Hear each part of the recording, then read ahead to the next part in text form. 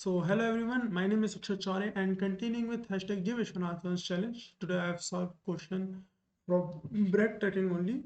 Try, implement try prefix sum, which is easy and a good question because try is a very interesting sort of data structure because this follows the concept of trees, not graphs, trees, but it's an enhanced tree, not on the side of sorting or balanced, but on the side of keeping more nodes inside a single node. Okay, means there's no concept of balancing is happening, but I mean, spatial in some other sense.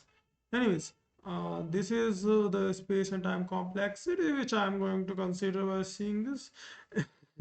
So, yeah, this question is done. Thank you for watching, and I'll post more videos.